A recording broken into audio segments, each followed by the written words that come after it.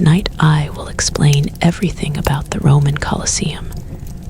But before that, please let me know where and when are you watching this from. Now, let's begin. Before Rome became a city of stone and marble, before emperors ruled the world from golden halls, there was a low valley sitting quietly between 7 hills.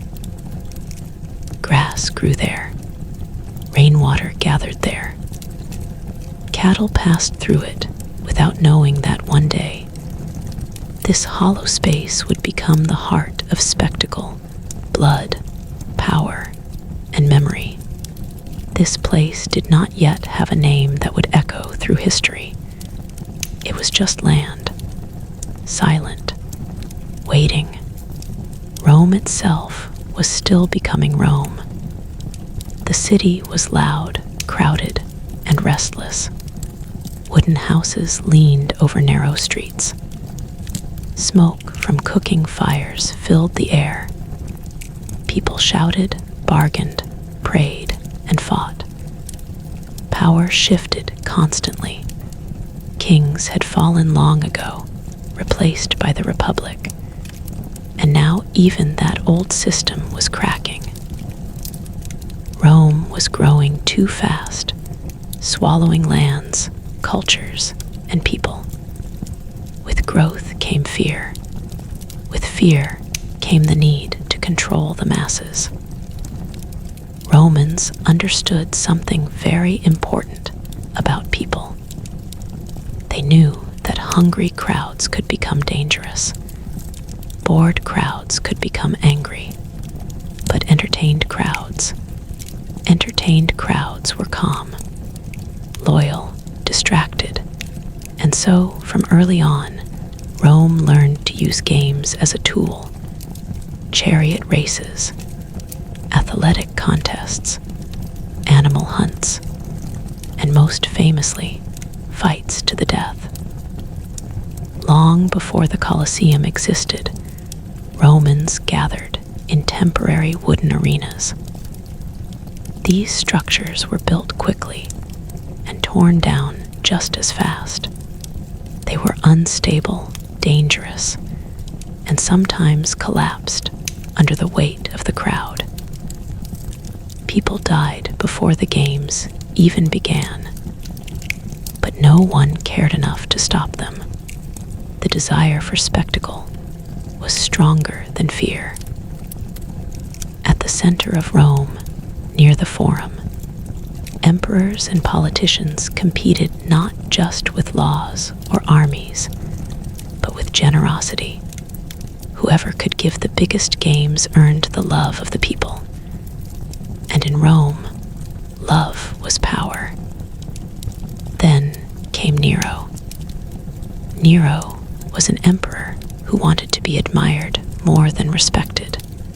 He loved music, performance, and attention.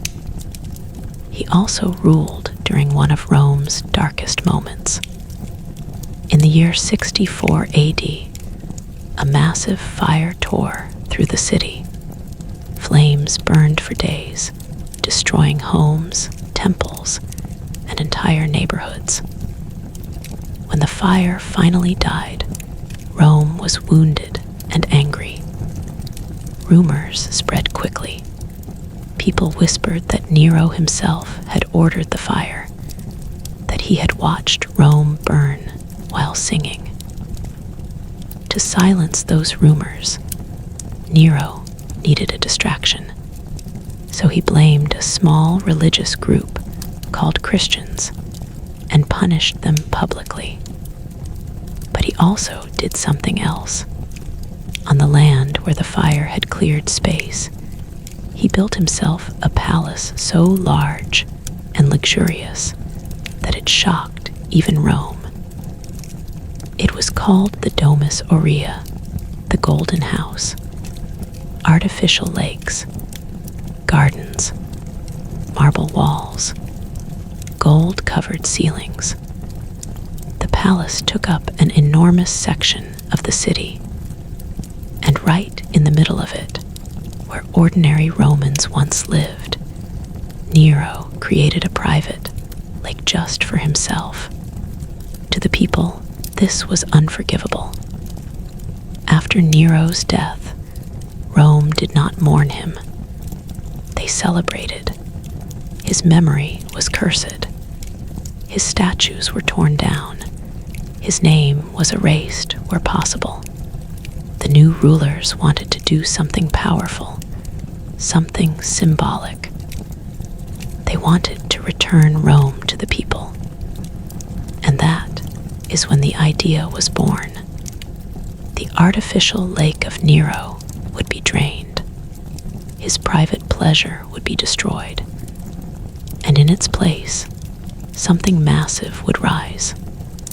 Something public. Something so grand that no emperor after would dare ignore it. A monument not to one man, but to Rome itself. The emperor who began this transformation was Vespasian. Vespasian was not born into greatness.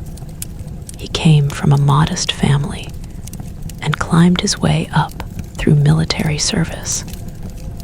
He understood discipline. He understood common people. And most importantly, he understood how fragile Rome's stability was after years of civil war. To secure his rule, Vespasian needed unity. He needed the people on his side, and nothing brought Romans together like games. So he ordered the construction of a permanent stone amphitheater, unlike anything the world had ever seen. It would be built in the heart of Rome. It would belong to everyone, rich and poor, senator and slave. It would erase Nero's arrogance and replace it with spectacle. Stone by stone, the ground was prepared. The lake was filled in. Workers arrived from across the empire. Some were paid laborers.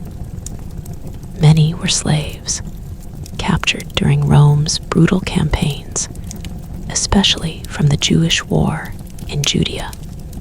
Their suffering would become part of the foundation itself. As the first stones were laid, few could imagine what this building would become. At this stage, it was only scaffolding, dust, and noise, but already it carried meaning. Rome was declaring something to the world. We are still strong, still united, still in control.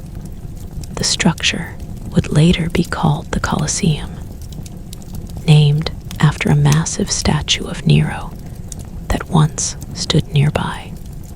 But at the time, it was known simply as the Flavian Amphitheater, honoring the family of emperors who built it. Day by day, the walls rose higher, arches formed, corridors took shape, and with every block placed, Rome's appetite for spectacle grew stronger. People talked about it in the streets. They imagined the games, the blood, the glory, but no one yet understood the true scale of what was coming. They did not know how deeply this building would shape Roman life, nor how much suffering and fascination it would contain.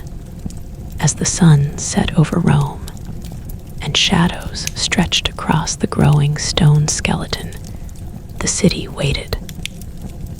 The Colosseum was no longer just an idea. It was becoming real, and soon it would demand more than cheers. It would demand lives. And in the next part, we step inside the minds of those who designed it and uncover how this enormous machine of entertainment was engineered to control an empire. The Colosseum was not built by accident. Every curve, every arch, every hidden passage was planned with a clear purpose. This was not just a building meant to stand. It was a machine designed to move people, animals, weapons, fear, and excitement with perfect control. When Roman engineers looked at the rising stone walls, they did not see beauty first. They saw function, power, order. Rome was a city that believed chaos must always be managed. Too many people, too many emotions, too much noise could turn into rebellion. The Colosseum would solve this problem by organizing the crowd. The same way Rome organized its empire, strictly, efficiently, and without mercy. At its heart, the Colosseum was an amphitheater, meaning theater on both sides. Unlike Greek theaters that leaned against hills, this one stood completely on its own. That alone was revolutionary. It rose like a mountain of stone from flat ground, towering over nearby buildings. From the outside, it looked calm and balanced. But inside, it was a world designed to overwhelm the senses. The outer walls were built with travertine limestone, hauled from quarries miles away. Iron clamps held the stones together. No mortar was needed. The weight of the structure locked itself into place. This was Roman confidence made physical. Solid, heavy, permanent. As the structure grew, so did the complexity inside. A maze of corridors and stairways took shape, stacked layer upon layer. The Colosseum could hold over 50,000 people, possibly more. And yet, it was designed so they could enter and exit quickly, without crushing each other. This was not kindness. It was control. Each entrance was numbered. Each stairway led to a specific section. Social class decided where you sat. Senators sat closest to the action, their white togas marking their status. Just above them were wealthy citizens, then ordinary Roman men. Higher still, women and the poor. At the very top, standing areas for slaves, and those considered barely visible by society. No one questioned this order. The building itself enforced it. You could not wander into a better seat. Stone walls guided your body, just as Roman law guided your life. Below the seating area, hidden from the crowd, was another world entirely. This was the Hypogeum, a vast underground system of tunnels, cages, and lifts. When the Colosseum first opened, this area did not exist yet. The arena floor was flat and open. But soon, Roman engineers expanded the design, turning the space beneath into something almost alive. Wooden platforms covered with sand formed the arena floor. Beneath it, darkness ruled. Animals were kept in cages. Gladiators waited in silence. Executioners sharpened blades. Slaves ran back and forth, following shouted orders. Complex pulley systems allowed entire scenes to appear suddenly above ground. A trapdoor would open. A lion would emerge. A tree would rise from the floor. a man would be lifted into the sunlight, already marked for death. To the crowd, it felt like magic. But it was not magic. It was engineering. Roman engineers were obsessed with efficiency. Water systems, roads, aqueducts, all were built with precision. The Colosseum was no different. Every show followed a schedule. Animal hunts in the morning, executions at midday, gladiator fights in the afternoon. Each event flowed smoothly into the next. Even the sand had a purpose. It absorbed blood, making it easier to clean. When it became too dark with death, it was raked away and replaced. Fresh sand, fresh victims, fresh excitement. Vespasian did not live to see the Colosseum completed. He died in 79 AD, leaving the project to his son, Titus. Titus finished the work quickly, eager to win the love of the people.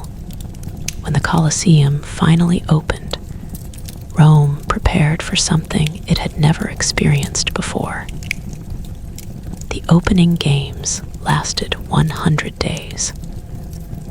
100 days of killing, cheering, and spectacle. Thousands of animals were slaughtered. Exotic creatures from Africa and Asia, elephants, lions, leopards, bears, were dragged into the arena. Some were killed by hunters. Others were torn apart simply to amuse the crowd. Many had never seen such animals before. To them, it was like watching the edges of the world collapse into one violent space. Gladiators fought in pairs or groups. Some were slaves. Some were prisoners of war. A few were volunteers, desperate men chasing fame or money. They trained for years, learning how to fight in ways that pleased the audience. Every movement mattered. Every wound told a story. Death was not guaranteed in every fight, but it was always possible. The crowd decided much of a gladiator's fate. Thumbs rose or fell. Emperors watched carefully. Granting mercy made them look generous. Ordering death made them look powerful. Titus himself presided over many of these games. He sat high, watching Rome lose itself in noise and emotion. For a moment, the empire felt united. Rich and poor screamed together. Rome forgot its hunger, its politics, its grief. But beneath the cheers, something darker was growing. The Colosseum taught people to enjoy suffering, to see human life as entertainment, to feel excitement instead of fear at the sight of blood. This was the real power of the building, not just the deaths it hosted, but the mindset it created. As the games continued year after year, the Colosseum became more than a place. It became a symbol of Roman dominance, of control over nature, of the belief that the empire had the right to take life for pleasure. And yet, behind the scenes, cracks were forming. The cost of games was enormous. Animals had to be captured and transported. Fighters had to be trained and fed. Repairs were constant. Emperors competed to outdo one another, pushing the system harder each time. Rome demanded more spectacle, louder, bloodier, more shocking. Soon, the Colosseum would face moments that tested not just its stone walls, but the soul of the empire itself. In the next part, we will step onto the arena floor and follow the lives of the gladiators, men who became legends, slaves who became heroes, and fighters who walked into the Colosseum knowing they might never walk out again. The first thing a gladiator felt when stepping into the Colosseum was the light. After days or weeks spent underground, in darkness thick with sweat and fear, the sudden blast of Roman sunlight was almost blinding. The roar came next, tens of thousands of voices crashing together like a living storm. It wrapped around the body, pressed into the chest, made the heart race faster than any enemy ever could. For the crowd, gladiators were symbols. For the empire, they were tools. But for themselves, they were men standing on the thin line between survival and death. Most gladiators did not choose this life. Many were prisoners of war, captured from distant lands where Rome's legions had crushed resistance. Others were criminals, condemned to fight instead of execution. Slaves were sold into gladiator schools like property. Once inside, their old identities disappeared. Names were replaced with fighting titles. Past lives were erased. Yet there were also volunteers, free men who signed contracts, trading their freedom for money, fame, or a desperate chance to escape poverty. To many Romans, this was madness. To the volunteers, it was opportunity. A successful gladiator could become rich. He could buy his freedom. He could be remembered. Training took place in special schools called ludi. These were strict, controlled environments. Gladiators lived under constant supervision.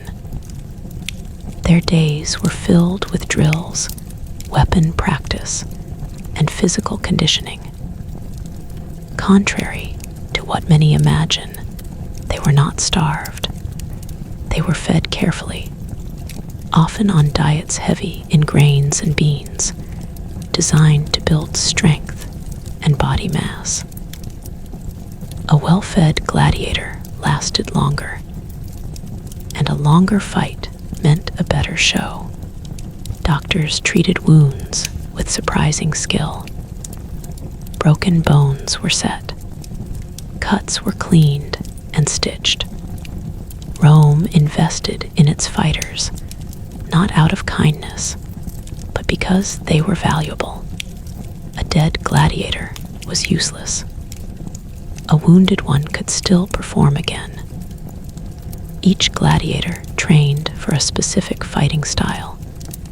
Some wore heavy armor and carried large shields. Others fought nearly naked, relying on speed and precision. The contrast was deliberate. Romans loved imbalance. They loved to see how skill could overcome strength, or how brute force could crush agility. When game day arrived, the gladiators were brought to the Hypogeum beneath the Colosseum. There they waited. Some prayed. Some stared at the ground in silence. Others whispered jokes, hiding their fear behind laughter. Above them, the crowd was already gathering, unaware of the quiet tension below their feet. When the signal came, gates opened. One by one, gladiators entered the arena. They raised their weapons. The sand felt strange underfoot, too soft, too forgiving. It had already soaked up blood from earlier events. The famous salute came next. Those who are about to die salute you. Not every gladiator said it, and it was not always meant literally. But the words captured the truth of the moment. This was not a performance where mistakes could be corrected. One wrong move could end everything. Fights followed rules. Referees watched closely, making sure combat stayed within expectations. This was not wild chaos. It was controlled violence. Each clash of metal was meant to be seen. Each wound meant to be noticed. A quick death disappointed the crowd. They wanted drama, struggle, resistance. As the fight progressed, exhaustion set in. Armor became heavier. Breathing became harder. Blood mixed with sand, turning it dark and sticky. When one fighter fell, the moment stretched painfully long. The victor looked to the crowd, then to the emperor. The crowd decided with their voices, mercy or death. Sometimes they wanted the fallen man spared, impressed by his courage. Other times, they demanded his execution, hungry for a final blow. If death was ordered, the victor did not rush it. He positioned his opponent carefully, exposing the neck. One clean strike ended it. A slave dressed as the god Mercury tested the body with a hot iron to confirm death. Another, dressed as Charon, struck again if there was any doubt. The body was dragged away. The sand was smoothed. The next fight began. Despite this brutal system, gladiators became celebrities. Their faces appeared on graffiti. Children played games pretending to be them. Women admired them openly, sometimes dangerously so. Sweat scraped from a gladiator's body was even sold as a beauty product, believed to carry strength and vitality. Some gladiators achieved legendary status. Their names were remembered. Their victories counted. They became living proof that even in Rome's cruelest institution, a man could rise. But for every legend, there were hundreds who died unnamed. Executions also took place in the Colosseum, usually at midday. Criminals and enemies of the state were punished in theatrical ways. Some were forced to reenact myths, only to die at the end of the story. Others were thrown to animals. These deaths were not honorable. They were warnings. The crowd ate, talked, and laughed during these moments. To them, it was part of the show. Life in Rome was hard. Death was common. The Colosseum simply put it on display. Yet even in this world of blood, cracks appeared. Some spectators turned away. Some gladiators formed bonds, protecting each other when possible. There were moments of humanity, small and fragile, hidden beneath the noise. As the years passed, the Colosseum consumed generation after generation of fighters. The games grew more elaborate, more expensive, more extreme, and soon, Rome's hunger for spectacle would push the Colosseum beyond simple combat. transforming it into something even more unbelievable. Something that blurred the line between reality and fantasy. In the next part, we will witness how the Colosseum itself was transformed into forests, deserts, and even seas, as Rome attempted to recreate the entire world within one arena. At some point, fighting was no longer enough. Steel clashing against steel, blood darkening the sand. The rise and fall of gladiators. Rome had seen it all. The crowd still cheered, but emperors could sense it. The excitement faded faster. The people wanted more, not just death, but wonder. Not just violence, but illusion. So the Colosseum began to change. What had once been a simple arena of sand and combat slowly transformed into a stage where the entire world could be rebuilt, destroyed, and rebuilt again in a single day. Roman engineers, artists, and planners were pushed to their limits. The question was no longer how to kill, but how to astonish. Imagine entering the Colosseum one morning and seeing not sand, but a forest. Real trees were planted directly into the arena floor. Shrubs, rocks, and artificial hills created the illusion of wilderness. The smell of fresh wood mixed with dust and blood. Birds were released into the air. From hidden gates, animals emerged: deer, boars, wolves running in confusion as hunters followed them. This was called a venatio, a beast hunt. But these animals were not native to Italy. They were dragged from the farthest corners of the empire. Lions from Africa, tigers from Asia, crocodiles from Egypt. The Colosseum became a place where Rome proved it ruled not just people, but nature itself. The hunts were brutal. Animals were confused, terrified, and outmatched. Some fights were quick.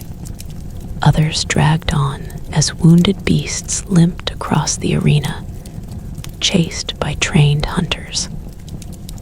Sometimes the animals fought back, killing or injuring their attackers. The crowd loved this unpredictability. It made the danger feel real. Behind the scenes, the cost was staggering. Capturing animals required entire expeditions. Many died during transport. Others arrived sick or weakened. But Rome did not care. There was always more land to conquer, more life to take. Then came something even more shocking. The arena flooded, at least in the early years, before the hypogeum fully filled the space beneath. The Colosseum could be turned into water. Canals connected to nearby aqueducts allowed thousands of gallons to pour in. The sand vanished. Wooden platforms were sealed. Suddenly, the arena became a shallow sea. These events were called naumatia, mock naval battles. Small ships floated where gladiators once stood. Prisoners and condemned men played the role of sailors. They fought using real weapons. Some drowned. Others were stabbed and fell into the water, their blood spreading in red clouds. The crowd watched in awe. For many, this was the only sea battle they would ever see. Rome was bringing distant wars home, shrinking the world into one controlled space. As emperors competed with one another, the shows became more elaborate. Entire mythological stories were recreated live. A man might play the role of Orpheus, charming animals, until real beasts tore him apart. Another might act as Icarus, lifted into the air by hidden machinery, only to fall to his death. These deaths were framed as art. The audience knew the stories. They knew the endings. That was part of the thrill. Watching fate unfold again, but this time with real blood, real screams. The Colosseum became a place where reality and performance merged. Death was no longer an interruption. It was the point. For the emperors, this was political gold. A successful show meant popularity. Popularity meant stability. Stability meant survival. In a city where emperors could be assassinated by their own guards, approval mattered more than mercy. Some emperors took this obsession too far. One in particular stands out. Commodus. Commodus was the son of the philosopher Emperor Marcus Aurelius, but he was nothing like his father. Where Marcus valued discipline and duty, Commodus craved admiration. He believed himself to be the reincarnation of Hercules, the mythic hero, and he wanted Rome to believe it too. Commodus did not just sponsor games. He participated in them. He entered the Colosseum not as a spectator, but as a performer, dressed as Hercules, carrying a club and wearing a lion's skin. He fought animals and men. But these fights were carefully controlled. His opponents were wounded beforehand. Animals were restrained or weakened. No one was allowed to challenge him truly. The crowd was forced to cheer, to clap, to worship. Senators watched in horror, knowing that showing disapproval could mean death. Rome had seen mad emperors before, but never one so desperate to turn the empire into his personal stage. Still, the Colosseum endured. Even as emperors rose and fell, the structure remained. Its stones absorbed everything. Cheers, screams, fear, applause. It stood as a witness to Rome's shifting soul. Yet outside its walls, the empire itself was changing. Rome was growing too large to manage easily. Borders stretched thin. Enemies pressed harder. Inside the city, new ideas began to spread quietly, carried by whispers rather than swords. Among these ideas was a belief that challenged everything the Colosseum represented. A belief that life was sacred, that suffering was not entertainment, that power should come from compassion, not fear. At first, Rome ignored these whispers, but they were growing louder, and soon, the Colosseum would become more than a stage for Rome's glory. It would become a symbol of its moral struggle, caught between the old world of blood and a new world struggling to be born. In the next part, we will follow those quiet believers, men, women, and children, who walked into the Colosseum not to fight, but to die for their faith, and how their deaths would slowly change the meaning of the arena forever. By By the time the Colosseum had stood for several generations, Rome believed it had seen every possible form of death. Blood had soaked into its foundations. Screams had echoed off its walls for decades. To most Romans, the arena was no longer shocking. It was familiar, almost comforting in its cruelty. But beneath this surface of routine violence, something new and deeply unsettling was spreading through the empire. It did not arrive with armies or banners. It came quietly, carried by slaves, merchants, widows, and prisoners. It spoke of one God, not many, of humility instead of glory, of mercy instead of revenge, and most dangerous of all, it rejected the idea that human suffering should ever be entertainment. These people were Christians.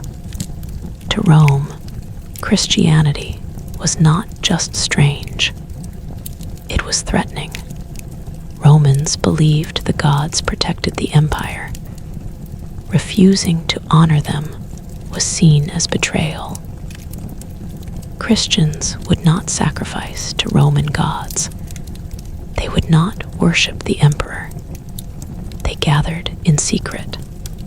They called each other brothers and sisters, even across class lines. This terrified the authorities. At first, Christians were ignored. They were few, weak, easy to dismiss. But as their numbers grew, so did Roman anxiety. When disasters struck, fires, floods, plagues, people looked for someone to blame. Christians became the perfect target, and the Colosseum became the perfect place to make an example. Executions had always been part of the games, but now they took on a new meaning. Christians were not executed quietly. They were killed publicly, theatrically, as warnings. Rome wanted fear to spread faster than faith. Men, women, and sometimes children were dragged into the arena. Some were dressed in animal skins and released among wild beasts. Others were tied to stakes and burned. Some were forced to reenact mythological punishments, dying slowly while the crowd watched. Many Christians were given a chance to save themselves. All they had to do was offer a sacrifice to the Roman gods, to deny their faith. Some did, but many did not. They stood in the arena, surrounded by noise and hatred, and refused. This confused the crowd. Romans understood fear. They understood begging.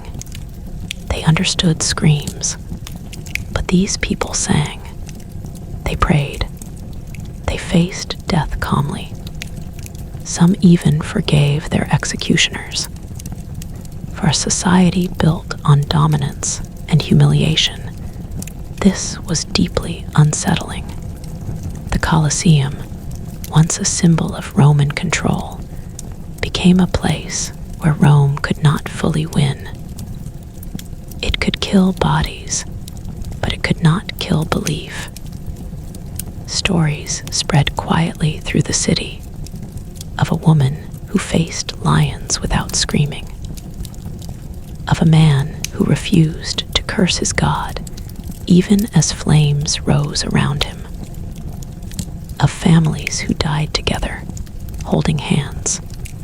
The authorities tried to crush these stories, but the opposite happened.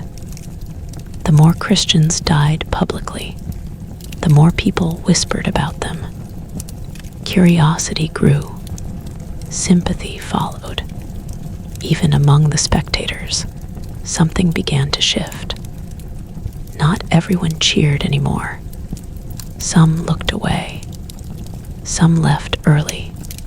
Some went home unsettled, unable to sleep.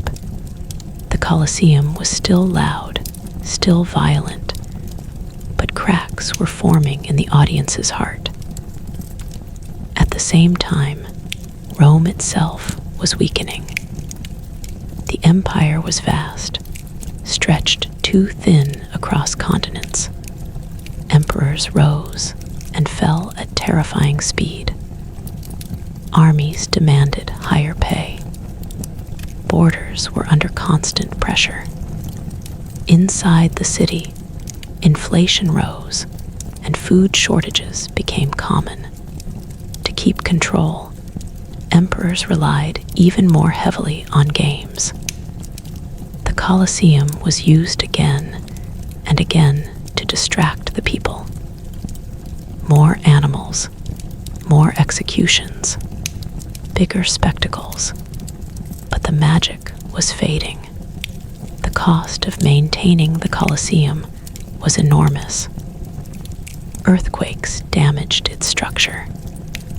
Fires weakened its wooden elements. Repairs were constant. Funds that once flowed easily began to dry up. Meanwhile, Christianity continued to spread. Then came a turning point. In the early 4th century, an emperor named Constantine rose to power. Unlike his predecessors, Constantine did not see Christianity as an enemy. After a pivotal battle, he claimed to have seen a vision of the Christian symbol in the sky, promising victory. When he won, everything changed.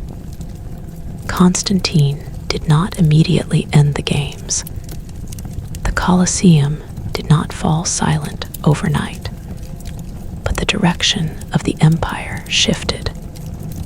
Christians were no longer hunted. They were protected. Churches rose where secret gatherings once hid underground. Violence, as public entertainment, began to feel out of place in a changing Rome. Gladiatorial games slowly declined.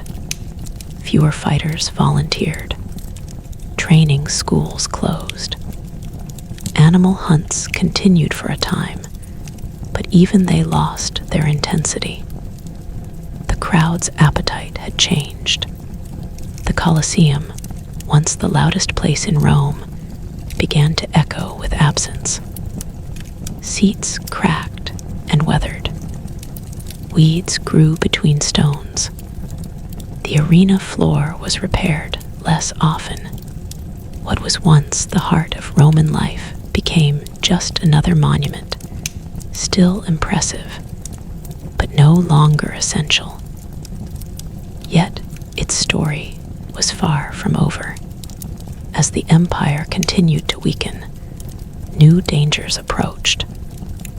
Not ideas this time, but armies. Rome would soon face threats that no spectacle could distract from, and the Colosseum would be forced to endure a new kind of violence, one that did not ask for applause.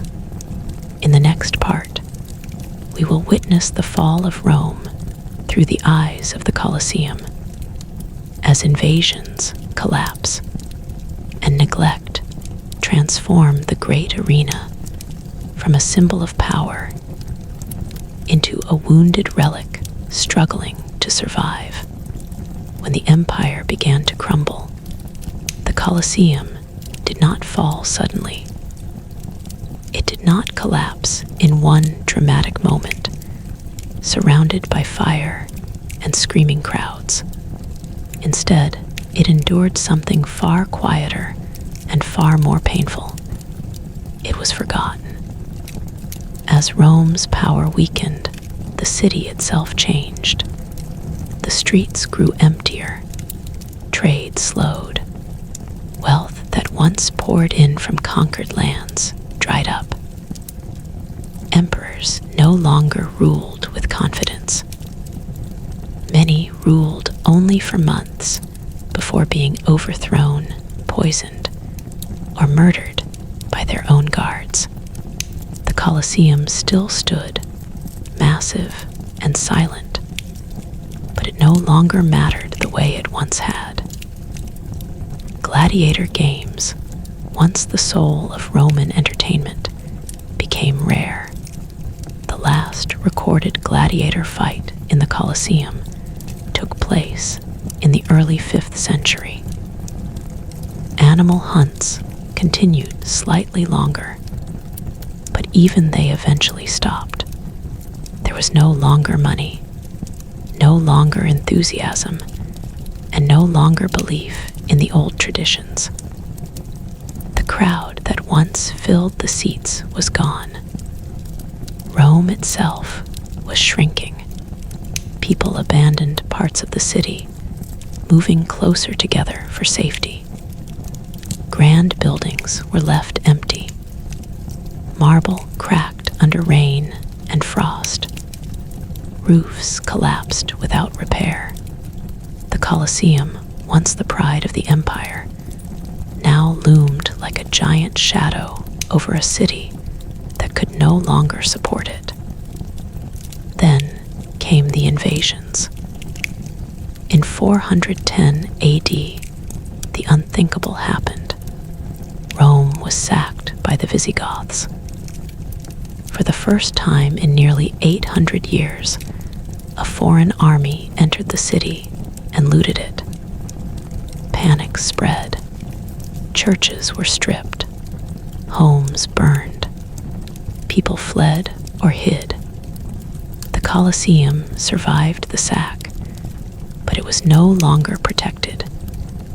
Stones were damaged. Metal clamps were ripped out to be melted down for weapons. The arena floor, long unused, rotted further. More invasions followed. Vandals, Ostrogoths. Each time, Rome lost more of itself. The idea of the empire faded into memory. By the 6th century, Rome was no longer the center of the world. Constantinople had taken its place. The Western Empire had fallen completely. What remained of Rome was a wounded city clinging to its past. The Colosseum became something else entirely. Without games, it had no purpose, but it still had value, not as a symbol, but as a resource. Stones were taken from its walls to build churches, palaces, and homes. Marble seats were removed and reused. Iron clamps were pried loose, leaving holes that still scar the structure today. What had once been sacred to Rome became a convenient quarry. Earthquakes accelerated the damage. Powerful tremors shook the city, causing entire sections of the Colosseum to collapse. One side of the outer wall fell completely, leaving the broken edge we see today. No effort was made to restore it. There was no empire left to care. And yet, the Colosseum did not disappear. Instead, it adapted. In the early Middle Ages, the interior of the Colosseum became a strange, living space. Small houses were built inside its walls. Workshops appeared in its corridors. Animals were kept where gladiators once trained. The hypogeum filled with dirt and debris, turning into farmland. Vines climbed the stone. Trees grew where sand once lay. Birds nested in arches that once echoed with screams. To the people living then, the Colosseum was not a monument. It was just part of the city. A ruin, yes, but a useful one. Later, noble families claimed it as a fortress. Towers were built on its upper levels. Walls were reinforced.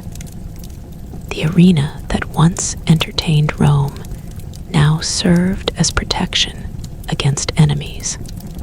The Colosseum had become a castle. But even this did not last. As medieval Rome struggled, the Colosseum suffered further neglect. Fires broke out. More stones were stolen. The structure became dangerous. Parts collapsed without warning. Still, it refused to die.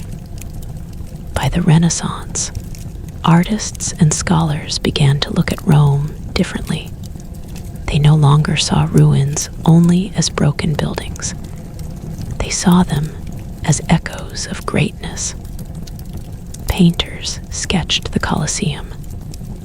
Writers described it with awe.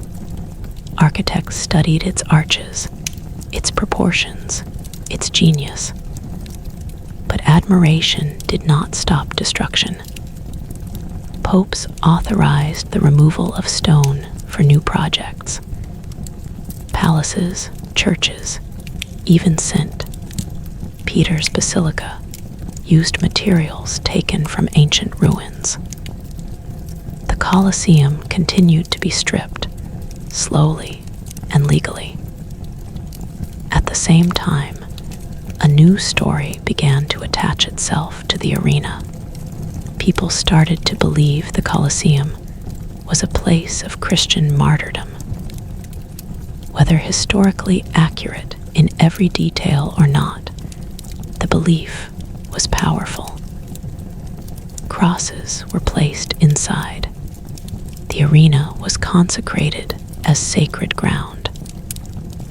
The deaths that once entertained Rome were reinterpreted as holy sacrifices. This belief saved the Colosseum. Once it was seen as a sacred site, destruction slowed. The building was no longer just old stone. It was a symbol of suffering, faith, and redemption, a reminder of how far Rome had fallen and how much it had changed. By the time modern history approached, the Colosseum was broken, scarred, and incomplete, but still standing. Empires had risen and collapsed around it. Religions had changed the world. Millions had lived and died in its shadow. And yet, the Colosseum remained. But survival came with a cost. What stood now was no longer the Colosseum of blood and noise. It was a hollow shell, filled with silence and ghosts. And soon, a new world would arrive, one that looked at the Colosseum not as a place of fear or worship, but as a treasure to be studied, protected, and remembered. In the next part, we will enter the age of rediscovery.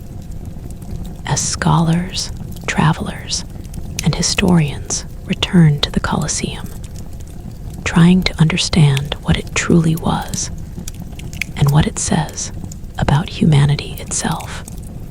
When the modern world began to wake up, it did so slowly, and it did so with questions. By the 17th and 18th centuries, Rome was no longer an imperial capital. It was a city of ruins, churches, and memories. Travelers arrived not for power or conquest, but for inspiration. Artists, poets, scholars, and curious nobles crossed mountains and seas to see the remains of what had once ruled the world. And among all the ruins, one structure drew them more strongly than any other: the Colosseum. It stood wounded but proud, its broken outer wall open like a scar. Sunlight passed through its arches. Grass and wildflowers grew where marble once shone. It was no longer terrifying. It was haunting. People walked through it in silence. These visitors were part of what became known as the Grand Tour, an educational journey for wealthy Europeans. Rome was a required stop, and the Colosseum was its crown. Travelers sketched it, wrote about it, and stood in awe of its scale. Many had never seen anything so large, so old, and so emotionally heavy. For the first time in centuries, the Colosseum was no longer being used. It was being observed. Scholars began to measure its dimensions. They studied its arches and columns. They compared it to ancient texts. Slowly, a new idea took shape. This was not just a ruin. It was a masterpiece of engineering. Architects learned from it. The way crowds moved through its corridors inspired modern stadiums. The system of entrances, stairways, and seating became a model repeated across the world. Even broken, the Colosseum taught lessons. At the same time, writers gave it new meaning. Romantic poets saw the Colosseum as a symbol of time itself. They wrote about moonlight passing through its arches, about silence where screams once lived. Painters captured it in ruins, emphasizing decay rather than glory. The broken stones became beautiful, but beneath this admiration was discomfort. As people learned more about the games, about the executions, about the suffering, they began to ask difficult questions. How could a civilization so advanced also be so cruel? How could such beauty hold so much pain? The Colosseum became a mirror. It reflected not only Rome's past, but humanity's nature. During this period, efforts to protect the Colosseum finally became serious. Popes ordered reinforcements. Collapsing sections were stabilized. Plants damaging the stone were removed. The building was no longer treated as a quarry. It was treated as history. Crosses and shrines inside the arena reinforced the idea of martyrdom. Stations of the cross were installed, turning the Colosseum into a place of reflection and prayer. Each Good Friday, processions passed through its interior, connecting ancient suffering to Christian memory. But the city around it continued to change. Rome became part of a new political world. Kingdoms rose and fell. Revolutions reshaped Europe. When Italy unified in the 19th century, Rome eventually became its capital once again, not of an empire, but of a nation. With this new identity came a new responsibility. The Colosseum was no longer Rome's alone. It belonged to Italy, and in a larger sense, it belonged to the world. Archaeologists began systematic excavations. Layers of dirt were removed. The hypogeum was uncovered again, revealing the underground complexity that had been buried for centuries. Scholars studied the mechanisms, the lifts, the trapdoors, the to genius beneath the sand. As knowledge grew, so did fascination. Tourists arrived in greater numbers. Photographs replaced sketches. Guidebooks replaced whispered legends. The Colosseum became an icon, instantly recognizable even to those who knew little about Rome. Yet popularity brought new challenges. Millions of feet wore down ancient stone. Pollution darkened the walls. Vibration from traffic weakened already fragile sections. The Colosseum had survived emperors and invasions, but modern life posed a quieter threat. Preservation became a race against time. Restoration projects were launched. Some were careful, others controversial. Debates erupted over how much should be repaired and how much should remain broken. Should the Colosseum be returned to its ancient appearance, or should its scars remain visible, telling the story of everything it had endured? There was no easy answer, because the Colosseum was no longer just one thing. It was an arena of death, a symbol of empire, a place of faith, a ruin of beauty, a lesson in power and cruelty, and above all, it was a survivor. As the 20th century unfolded, the Colosseum stood firm through wars, political upheaval, and rapid modernization. While bombs fell elsewhere in Europe, it remained. While ideologies rose and collapsed, it watched in silence. People no longer came to cheer death. They came to remember it. But remembrance has its own weight. Standing inside the Colosseum today, visitors feel something difficult to explain. A mixture of awe and sadness, pride and shame, wonder and unease. The stones speak, even if softly, and as the modern world grows faster and louder, the Colosseum continues to ask its silent question. What does it mean to be powerful? In the next part, we will step into the Colosseum as it exists today, walking through its corridors with modern eyes, exploring what remains, what has been lost, and why this ancient structure still refuses to let us look away.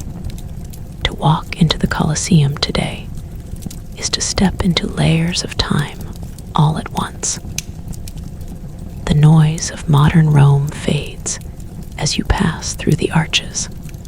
Traffic hums somewhere beyond the stone, but inside, the air feels heavier, slower. Light pours through broken walls at strange angles, touching stone that has felt the hands of emperors, slaves, soldiers, monks, and tourists. Every footstep echoes, not loudly, but deeply, as if the building remembers being full. What you see now is not what the Romans saw. The arena floor is gone, revealing the exposed hypogeum below. A forest of stone walls, corridors, and rectangular pits stretches out beneath the open sky. This underground world, once hidden and terrifyingly alive, is now silent. No cages slam shut. No chains rattle. No animals breathe in the dark. But the shapes remain. Standing there, it becomes clear how carefully everything was designed. Narrow corridors where men once waited shoulder to shoulder. Square openings where lifts rose suddenly into daylight. Grooves in the stone where ropes once slid under immense weight. You can almost trace the movement of the machines with your eyes, imagining how quickly a calm stage could turn into chaos. Above, the seating rises in wide curves. Much of the marble is gone, stripped centuries ago, leaving bare stone ribs exposed like bones. Yet the structure still holds. It still knows how to carry weight. 50,000 people once sat here, shouting, eating, laughing, judging life and death with noise alone. Now, tourists sit quietly, listening to guides, taking photographs, reading plaques. The energy is different, but the intensity lingers. Everywhere you look, the Colosseum tells two stories at once. One story is about brilliance, Roman engineering at its peak, precision without computers, organization without electricity, a structure so advanced that modern stadiums still copy its design. The numbered entrances, the crowd flow, the visibility from every seat. The other story is about cruelty. It is impossible to ignore the suffering that took place here. Even without graphic displays, the imagination fills the gaps. The mind pictures blood where there is dust, screams where there is silence, fear where there is now curiosity.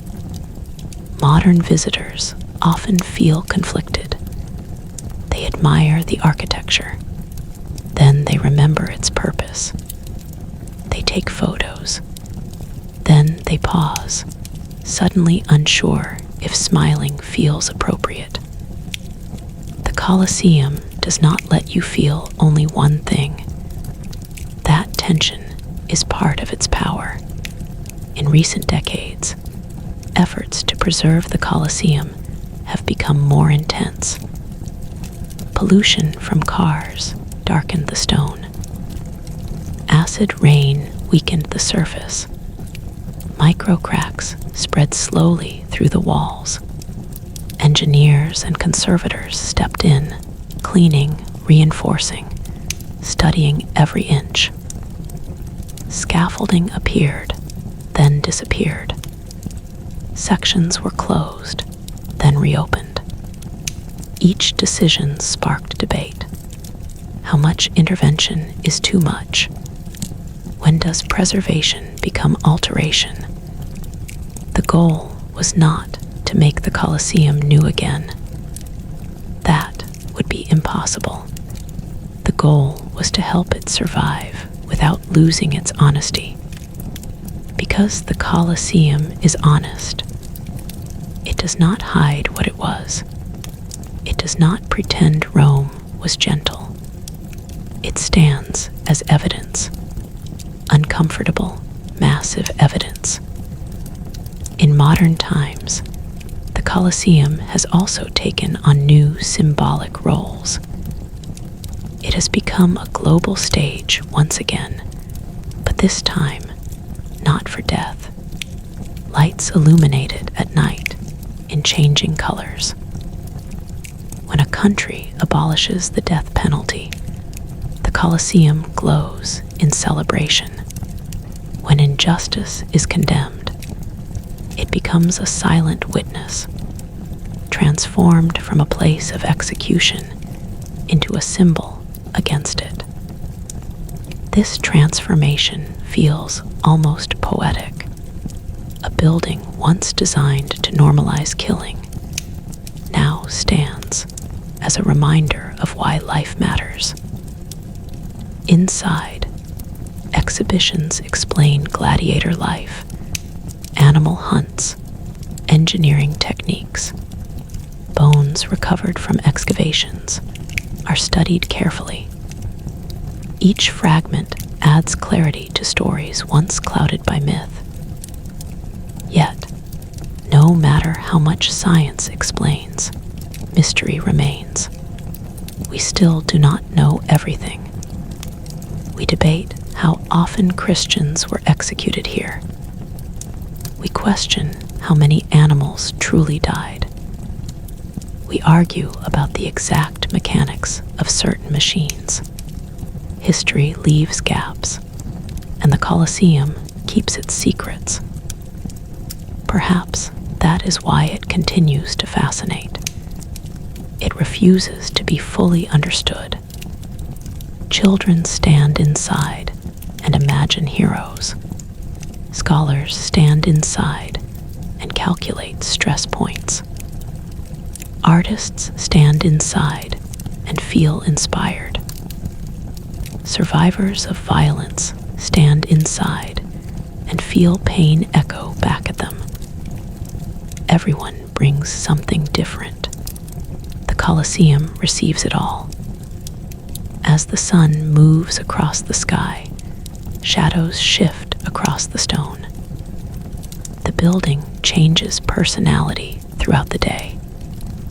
In the morning, it feels open and curious.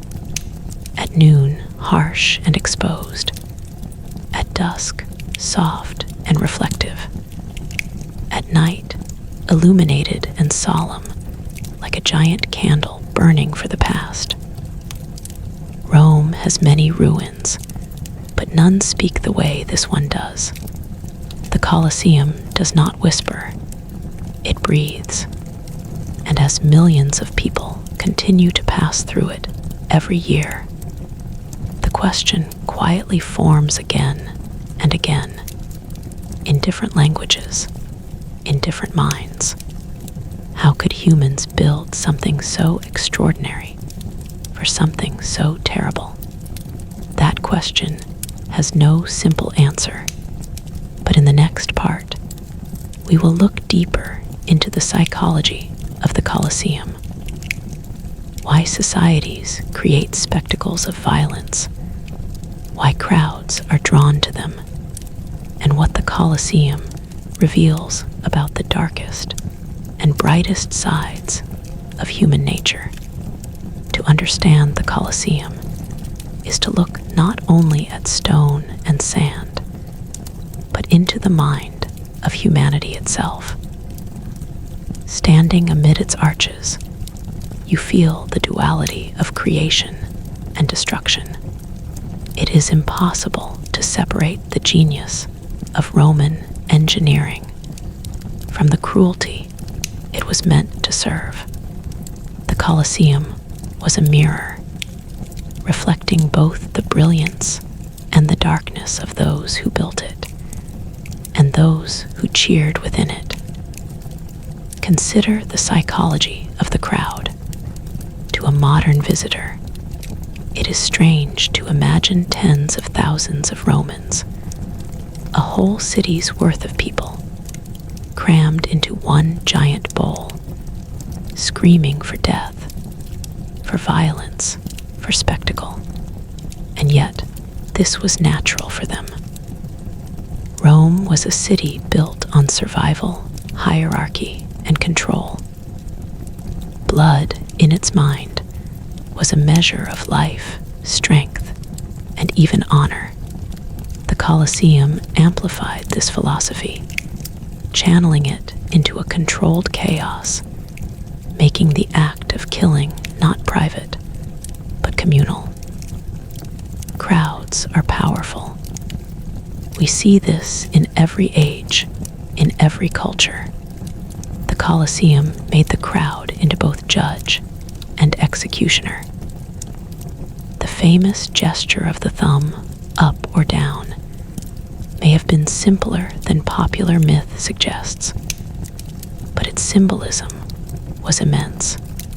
One small gesture, one collective roar or silence, could determine the life or death of a man. Gladiators became dependent not just on their skill with a sword, but on the psychology of thousands of strangers, all watching, all judging, all participating in their destiny. Inside the hypogeum, the underground tunnels beneath the arena floor, life and death were even more meticulously controlled. Gladiators awaited their fate like chess pieces. Animals paced in cages, tense and uncertain. Traps were set. Pulleys and lifts stood ready to catapult men or beasts into the open. Every movement above was choreographed with precision, but it was impossible to fully control every outcome. This unpredictability is what made the Colosseum terrifying and mesmerizing. The audience craved it. They feared it. They lived for it. It was not only a stage for gladiators or wild animals. The Colosseum also hosted mock naval battles called naumatia. Entire arenas could be flooded, transforming sand and stone into a shallow sea. Ships floated in controlled chaos, and men fought as if they were sailors lost at sea, facing death at every turn.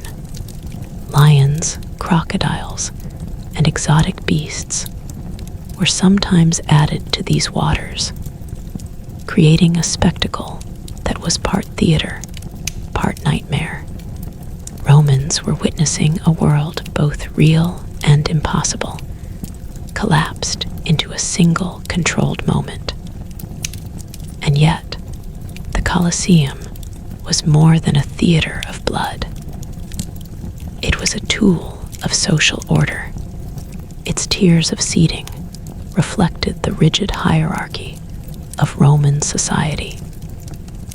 Senators and elites sat closest to the action, watching carefully, honored and protected.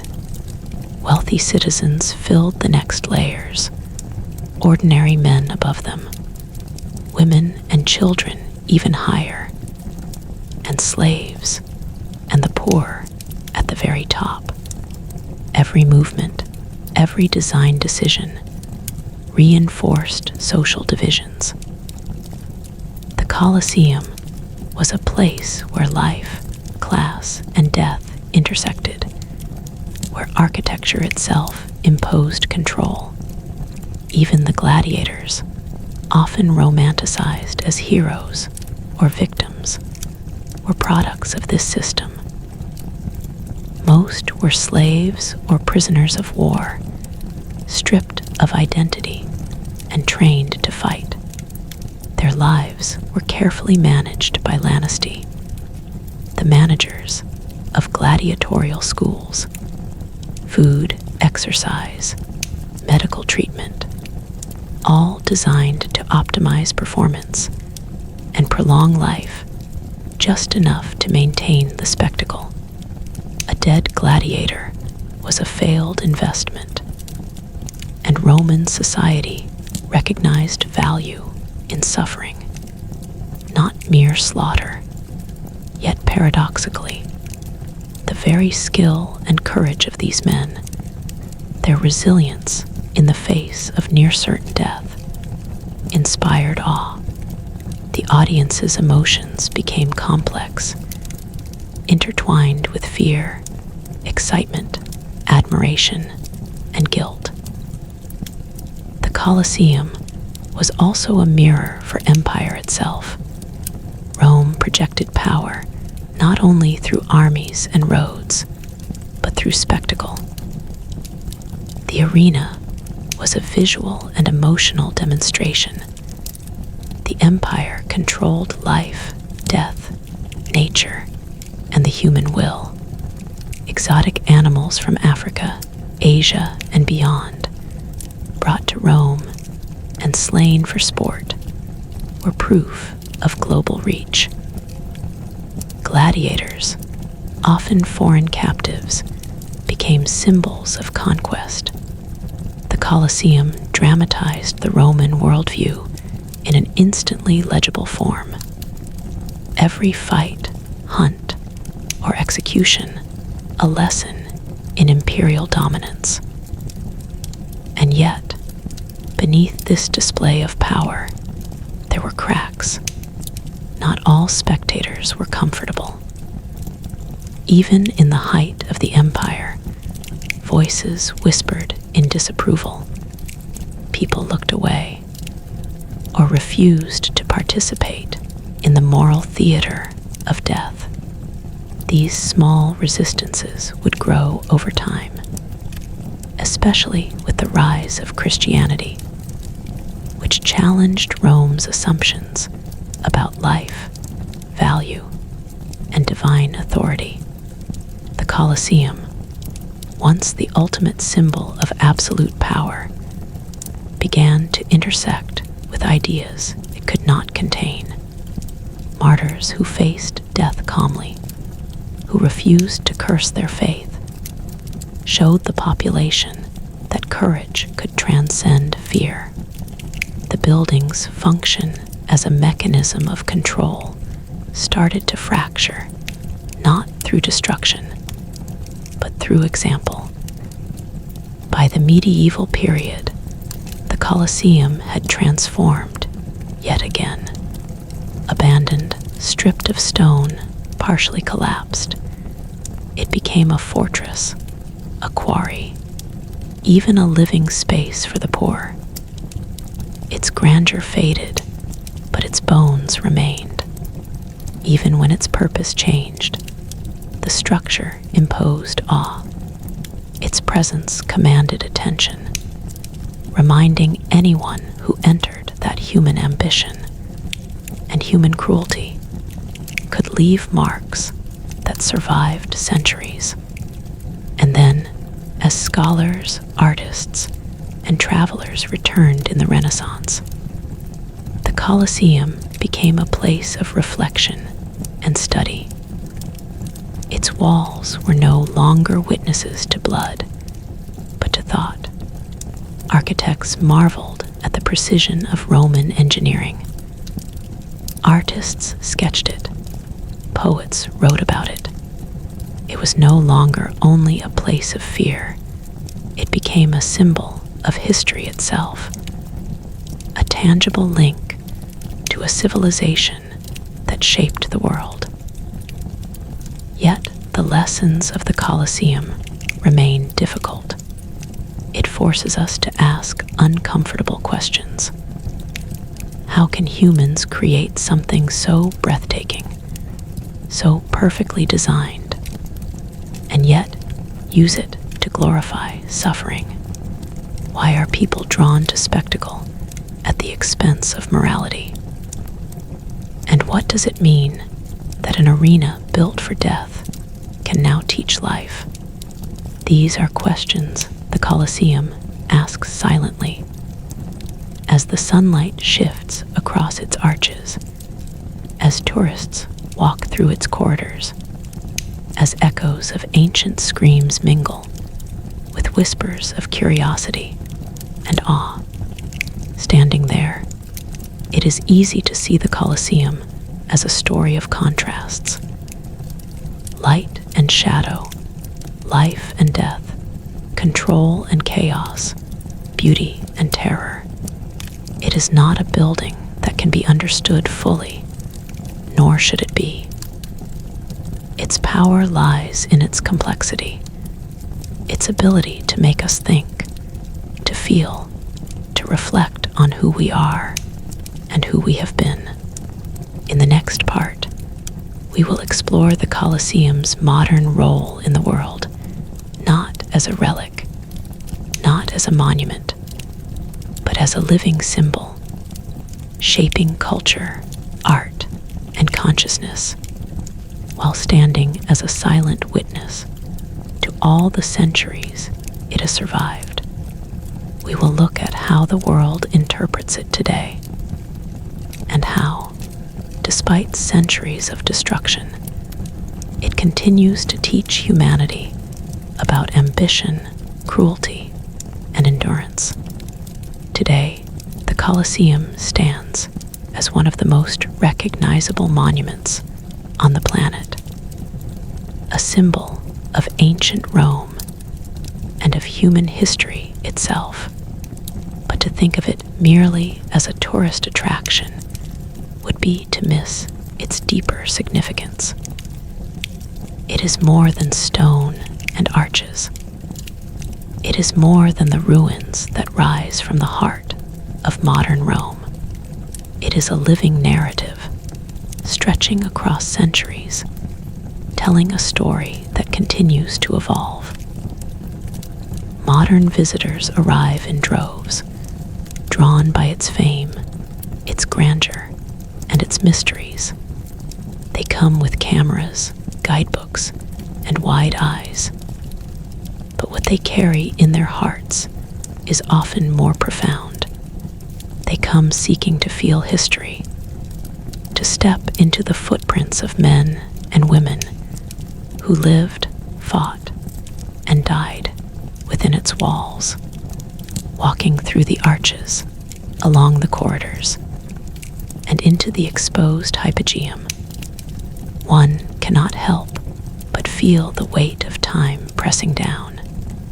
This is a space that has witnessed nearly 2,000 years of human experience, triumph and terror, cruelty and courage, devotion and despair. The Colosseum's architecture remains awe-inspiring. Its elliptical form was designed not merely for beauty, but for functionality. Every curve, every passageway, every tier of seating had a purpose. The vomitoria, the cleverly designed entrances and exits, allowed tens of thousands of spectators to flood in and out quickly, a marvel of crowd management, even by modern standards. Its arches, made of travertine stone, held massive weight, allowing the building to rise higher than any arena before it. The hypogeum, revealed now for the first time after centuries of burial, shows the incredible complexity beneath the arena floor. Trapdoors, elevators, and cages demonstrate the ingenuity of Roman engineers, who could orchestrate the sudden appearance of gladiators, animals, or props with flawless timing. It is a reminder that human innovation, even in the service of violence, can produce structures of lasting genius. Yet, it is not the engineering alone that captivates. It is the story embedded in every stone. In the shade of the arches, one can imagine the roar of the crowd, the clash of swords, the desperate scramble of beasts, the final moments of condemned men and women facing lions, fire, or the sword. History may sanitize these events in words, but imagination allows us to sense the terror, the anticipation, and the thrill that once filled this place. Every crack in the wall, every missing block, every weathered surface bears silent witness to centuries of human emotion and action. In modern times, the Colosseum has also become a place of reflection and cultural significance. It no longer stages death, but it educates. Exhibitions inside tell the stories of gladiators, prisoners, and animals. Scholars study the remains of bones and artifacts, piecing together lives lost and moments captured in the stone. Conservation efforts attempt to preserve the structure against pollution, vibration, and decay. while carefully balancing the integrity of the ruin itself. It is a delicate act to maintain without erasing the authenticity that makes the Colosseum speak so powerfully across time. The Colosseum has also taken on a symbolic role that reaches beyond Rome. It is illuminated at night to mark human rights victories, such as the abolition of the death penalty in certain countries. Across the globe, images of the Colosseum evoke reflection on power, justice, cruelty, and endurance. What was once a place designed to normalize killing has now become a beacon of memory, of moral consciousness. This transformation is astonishing. It shows that human spaces, like human history, are not fixed. They can be repurposed, reinterpreted, and given new meaning even after centuries of suffering. Walking through the arena today, it is impossible not to feel the presence of the past mingling with the present. Tourists from all corners of the world tread where emperors once decreed life or death. School children look down into the hypogeum where prisoners awaited their fate. Couples take photographs in arches that witnessed centuries of human drama. The Colosseum is simultaneously silent and loud, empty and full, ruined and magnificent. It is alive not in a physical sense, but in memory, imagination, and cultural consciousness. Perhaps most remarkable is how the Colosseum has endured. Earthquakes, fires, looting, neglect, and centuries of urban development have all left their mark. Yet the building remains. Its endurance is a testament not only to Roman engineering, but to human reverence for history. Even in its broken state, it commands respect. Its walls are not just stone. They are story, evidence, and lesson. They remind us that civilizations rise and fall, that cruelty and courage coexist, that beauty can be found even in the ruins of violence. The Colosseum's lessons are subtle but profound. It teaches that power is fleeting, that human ingenuity can create both wonder and horror, and that memory is more enduring than blood. It challenges us to reflect on what we value, on how societies treat life and death, and on the choices we make as individuals and as communities. Standing within its shadows, one cannot escape the duality of humanity. Our capacity for creation and destruction, our fascination with spectacle, our yearning for meaning. And yet, for all its grandeur and historical weight, the Colosseum is not a static monument. It continues to change, not in structure, but in perception. Each visitor interprets it differently, adding layers to its story. Scholars uncover new artifacts. Archaeologists reveal hidden passageways.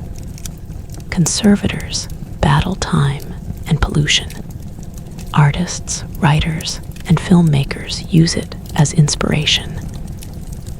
The Colosseum is simultaneously a relic, a classroom, a stage, and a symbol. Its significance evolves with each century, proving that history is never truly finished. As As the sun sets over Rome, golden light spills through the arches, casting long shadows across the arena. You can almost hear the distant echo of ancient footsteps, the clash of swords, the roar of the crowd. And yet, it is peaceful, solemn, and reflective. The Colosseum, after surviving nearly 2,000 years, has transcended its original purpose. What was built for death has become a testament to life, endurance, and human memory. The Colosseum is, in every sense, eternal, not because it is unchanging, but because it continues to teach, to inspire, and to haunt. It is a reminder that even the mightiest empires crumble, that cruelty cannot endure unchallenged, and that history, with all its triumphs and tragedies, is written in stone, blood, and memory. And as night falls, the Colosseum stands quietly against the stars, a silent sentinel of the human story, inviting every observer to step closer, to look deeper, and to listen to the echoes of time that have shaped the world we live in today.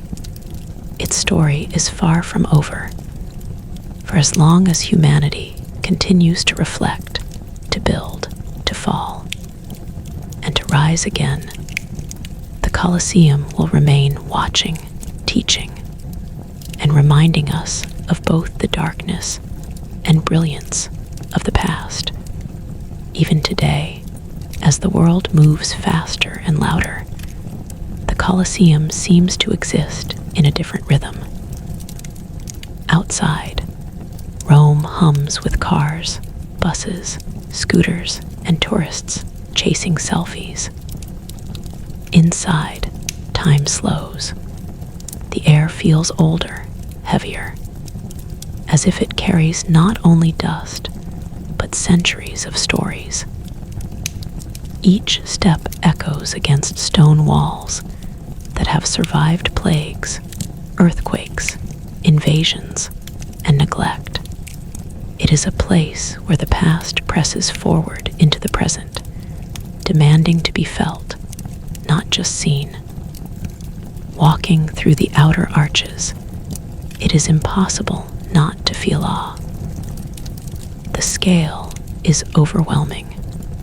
Imagine tens of thousands of people filling every tier, voices colliding in a symphony of noise and anticipation.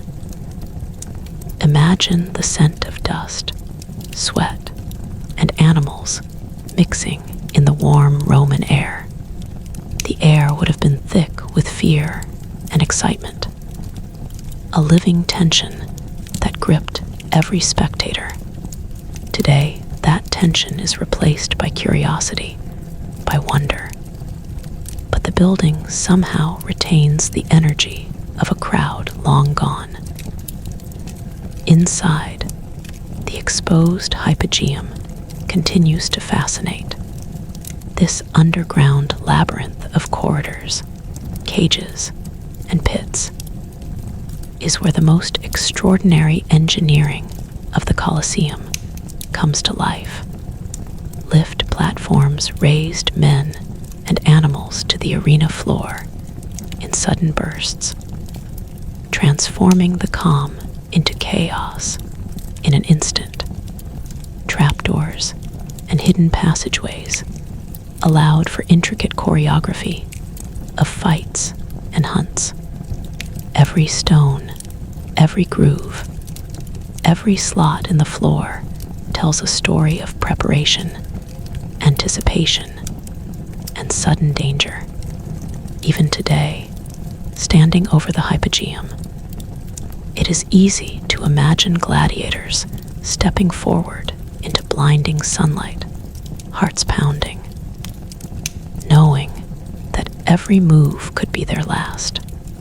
The Colosseum's architectural genius is inseparable from its history of spectacle. Its elliptical design ensured that no matter where someone sat, they could see the arena clearly. Staircases, ramps, and passageways allowed the crowd to move in and out with astonishing efficiency.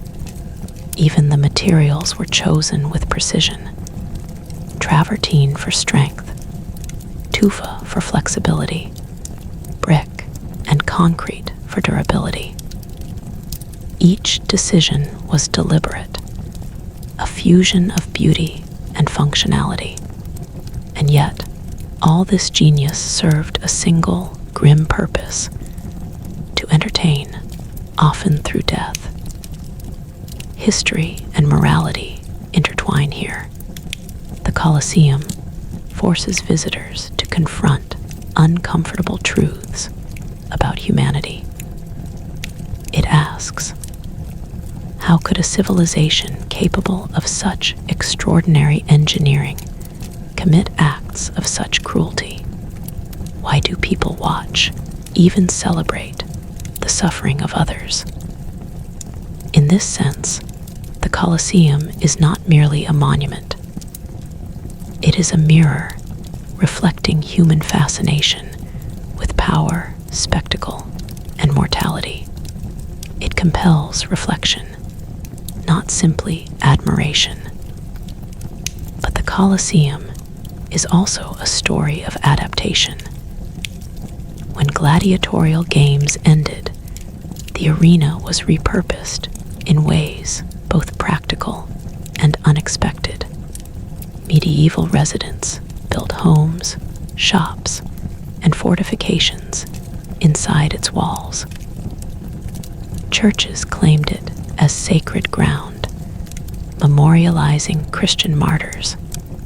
Renaissance artists sketched its arches and ruins, turning decay into inspiration. Modern historians and archaeologists excavated its hypogeum, revealing secrets hidden for centuries. Through each transformation, the Colosseum retained its essence. It endured even as its purpose shifted. In modern times, it has become a global symbol. Tourists from every continent come to walk its corridors. Photographers frame arches against sunsets. Scholars publish books exploring its architecture, history, and social significance. Activists illuminate it in colors to celebrate justice and human rights. The Colosseum has become more than a relic of the past. It is a living canvas for the stories and values of the present. Yet the Colosseum also teaches the fragility of human achievement. Earthquakes, pollution, and centuries of stone theft have left scars. Sections of the outer wall collapsed long ago, leaving jagged edges exposed to the sky. Restoration projects are ongoing, carefully balancing preservation with authenticity. The building survives not because it is indestructible, but because generations of people have chosen to protect it, study it, and learn from it.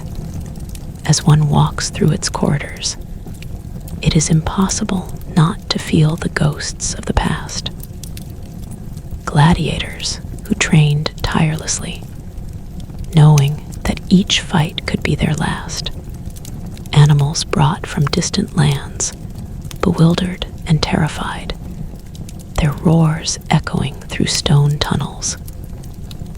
Spectators, from senators to the poor, reacting with anticipation, fear, and excitement. Emperors weighing the crowd's reaction to demonstrate control. Every element of life, death, and power converged here in a spectacular, terrifying ballet. And yet, there is beauty in this memory, not the beauty of violence, but the beauty of endurance. The Colosseum has endured more than almost any other structure on Earth.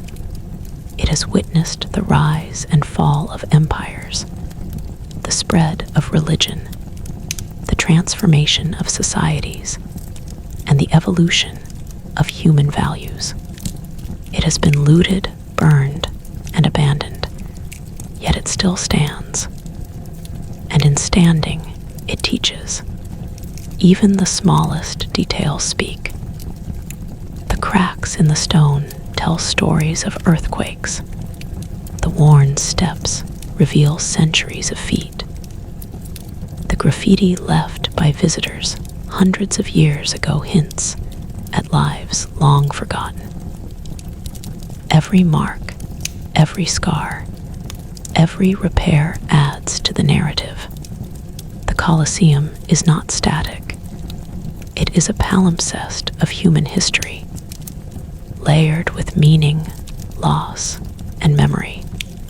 In the quiet moments, when the crowds thin and sunlight filters through arches at the perfect angle, it is possible to feel the weight of all these layers. One can imagine the noise and chaos of ancient games, then the silence of abandonment, then the awe of Renaissance artists, and finally, the modern curiosity and reverence. Time compresses here, bringing centuries into a single breath. In the next part, we will explore the Colosseum's role in culture and media, how it has influenced art, literature, film, and even sports. We will see how an arena built for death became an enduring symbol of human creativity, fascination, and reflection, inspiring generations far beyond its walls. The Colosseum's influence reaches far beyond the streets of Rome. Its presence in global culture is staggering, a testament to the way architecture, history, and imagination can intertwine. Artists, writers, filmmakers, and even game designers have looked to its arches, its hypogeum, its sheer scale, and found inspiration. Its story resonates because it is universal about power, spectacle, struggle, survival, and the duality of human nature. Artists in the Renaissance, encountering the Colosseum in all its ruined majesty, were captivated by its drama. Painters like Giovanni Paolo Panini and Hubert Robert used it as a central figure in their works, juxtaposing decay against the eternal beauty of Rome. In their canvases, the Colosseum became a symbol of time itself, power rising and falling, civilizations crumbling, yet leaving traces of grandeur behind.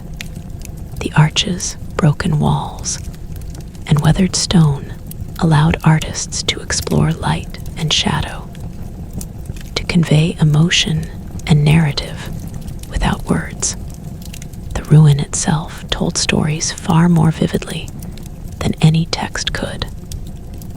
Writers, too, were inspired. In poetry and novels, the Colosseum became a backdrop for reflection on mortality, ambition, and moral responsibility.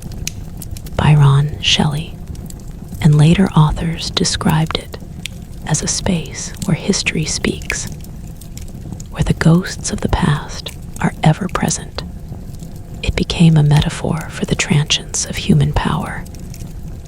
What seemed permanent, mighty, and eternal could crumble, yet leave an impression that that lasts forever.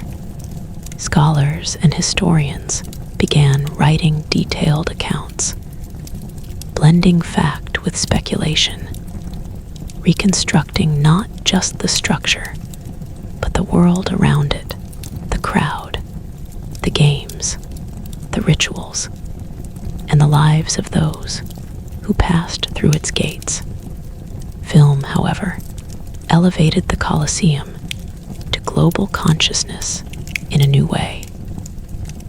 From early silent films to epic Hollywood productions, the arena has served as both setting and character.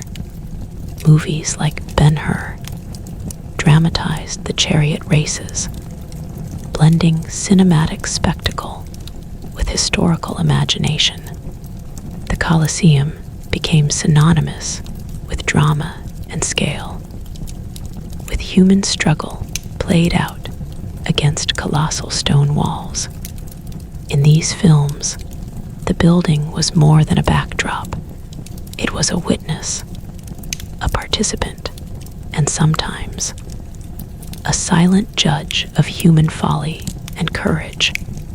Its arches framed heroes and villains alike, reminding viewers that all ambition, all glory, exists within the context of history. Even sports and architecture have been influenced by its design. Modern stadiums, from football arenas to Olympic complexes, borrow directly from Roman engineering. Elliptical designs, tiered seating, and crowd management systems mirror the Colosseum's genius. Designers study how Romans moved tens of thousands of spectators efficiently, ensuring that modern fans enjoy both visibility and safety. In a way, every contemporary stadium owes a debt to the Colosseum, not just for its engineering, but for its ability to unite and excite a mass audience.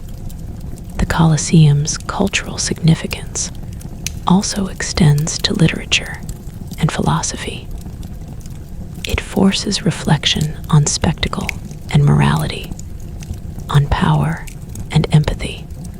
Philosophers, sociologists, and historians analyze the psychology of its audiences, asking why humans are drawn to violent spectacle and what that reveals about society.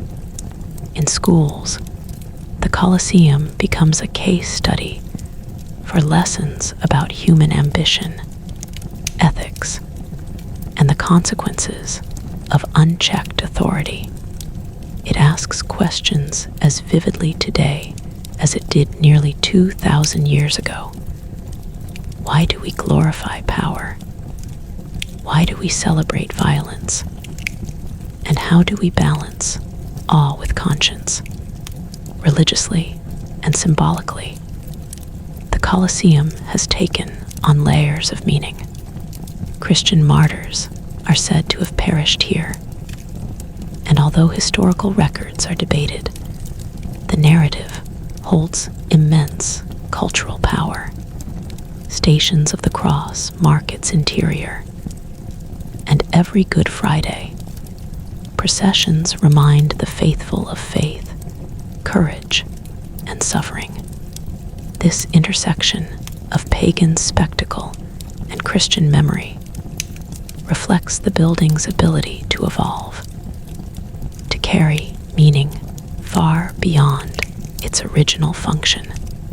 What was built for blood and domination has become a place of reverence, contemplation, and moral reflection.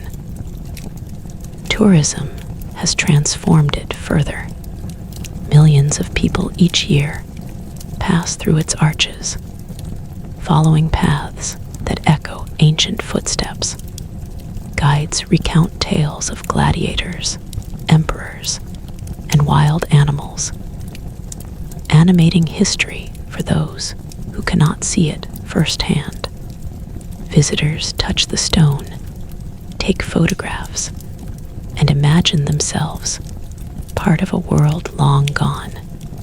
Yet each person leaves a piece of their presence behind, adding to the ongoing story of the Colosseum as a living monument. It exists not only in stone, but in memory, imagination, and narrative. Its influence extends into modern media, even video games. Titles that recreate ancient Rome often include the Colosseum as a central landmark, allowing players to engage with history interactively. Through virtual reality, people can stand in its arena, see the hypogeum, and imagine the spectacle of its past.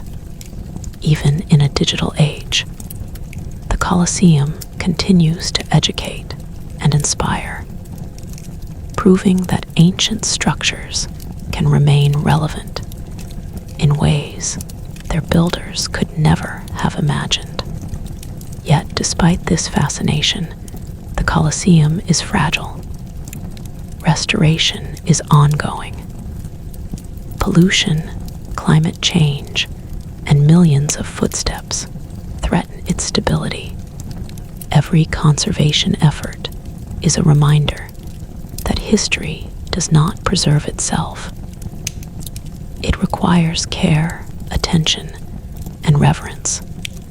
Modern engineers work with archaeologists to stabilize walls, clean stone, and prevent further decay. The goal is not to make it new, but to ensure it survives, so that future generations can stand in awe, reflect, and learn. The Colosseum remains a paradox, a ruin that teaches, a structure built for death that inspires life, a relic that continues to evolve in meaning. It challenges everyone who encounters it to reflect on time, human ambition, morality, and memory. And as Rome itself grows around it, modern yet ancient, the Colosseum anchors the city, a reminder that the past is never truly past, and that every stone holds a story worth listening to. In the next part, we will explore personal stories of individuals throughout history who have stood inside the Colosseum: poets, gladiators, scholars, and ordinary citizens, and how their experiences shaped both their lives and the cultural meaning of this magnificent structure.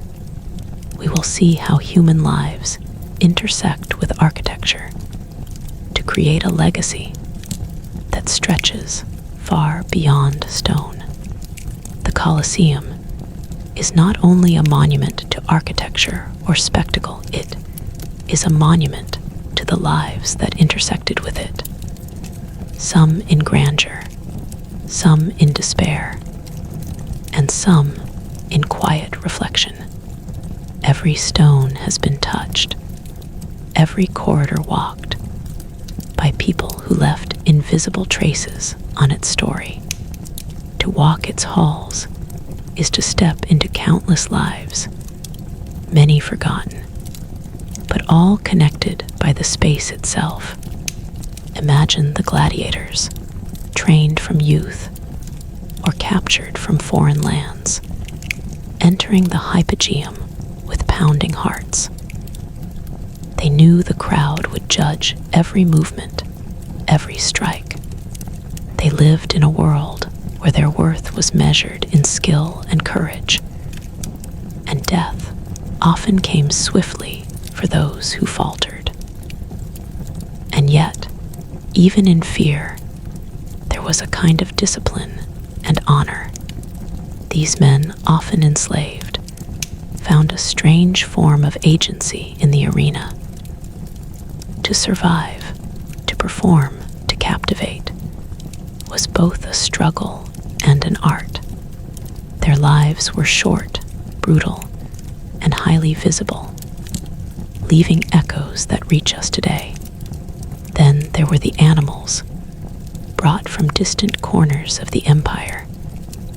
Lions from Africa, elephants from India, crocodiles from Egypt. Each one was a spectacle, a representation of Rome's dominion over the natural world.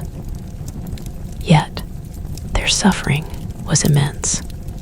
Caged, transported for months, and forced to fight for survival, they became symbols of both human ingenuity and cruelty. Today, visitors walk over the pits where they were released and can only imagine the terror that once filled these tunnels. The Colosseum bears witness not only to human life, but to the lives of creatures caught in the machinery of empire. Emperors and magistrates also left their mark, though in more subtle ways. Sitting in privileged seats, they observed, directed, and manipulated the crowd, their power magnified by the spectacle. Some sought popularity, others sought to intimidate. The Colosseum was an instrument of governance, a tool to demonstrate authority over life, death, and the loyalty of the people.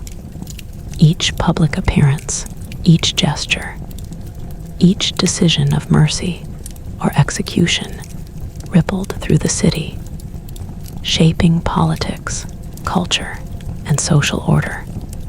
The arena was as much about controlling the human mind as controlling the physical world. Among the spectators, too, were stories of ordinary life. Families gathered, merchants sold food, and children watched in awe, perhaps unaware of the horrors unfolding before them. These people formed the heartbeat of Roman society. Their voices, laughter, screams, and applause filled the amphitheater day after day. Without them, the Colosseum would have been merely stone and sand. It was the interaction of crowd, performer, and space that created meaning. Every cheer was a thread weaving human life into the architecture of history. During the medieval period, the Colosseum became a different kind of stage for human experience. As the gladiatorial games faded, parts of the arena were repurposed. People built homes and workshops within the ruins. Farmers grazed animals in the shade of arches. Pilgrims and priests walked its corridors, laying crosses and altars to honor faith and memory. Each person, in their own way, left a mark. Graffiti, carvings, and even small repairs became evidence of the Colosseum's role as a living, adaptive space. It was no longer solely an arena. It was part of the human city, intertwined with survival, devotion, and daily life. The Renaissance brought yet another layer of human connection. Artists, poets, and scholars wandered its halls, sketching and writing, translating the ruins into inspiration. For the first time, the Colosseum became a subject of admiration rather than fear.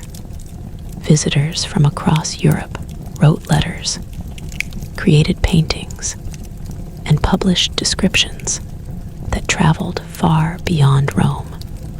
Through their eyes, the Colosseum became both historical artifact and cultural muse.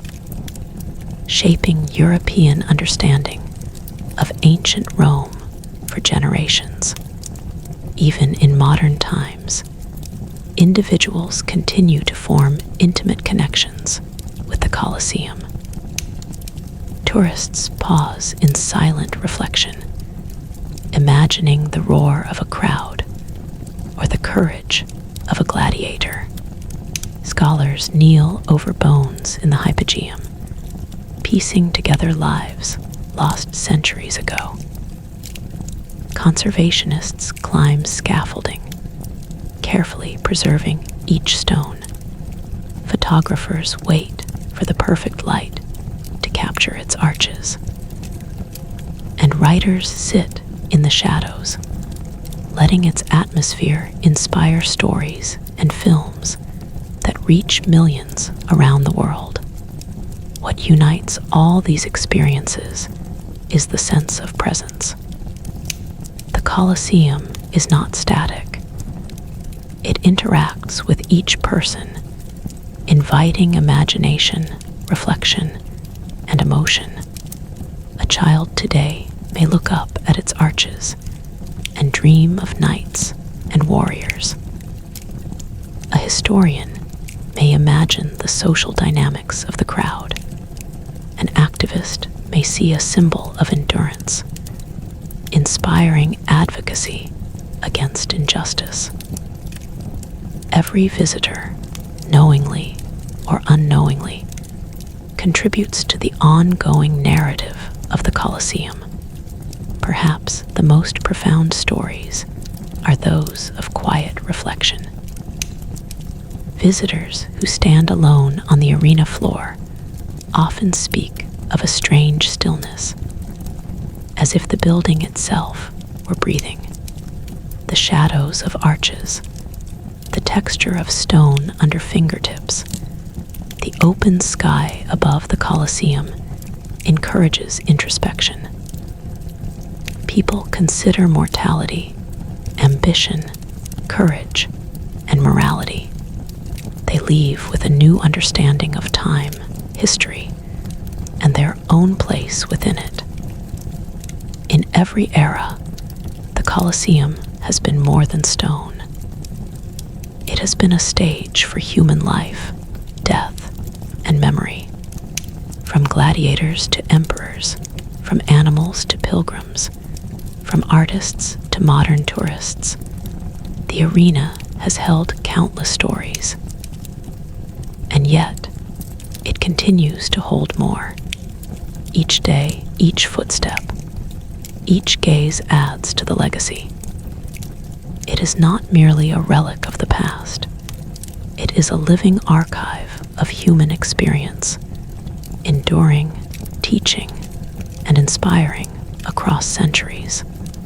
In the next part, we will journey through the Colosseum's most intimate details: the walls, the arches, the Hypogeum, and the arena floor, to explore how these physical spaces shaped human experiences, influenced events, and allowed the stories of countless lives to unfold.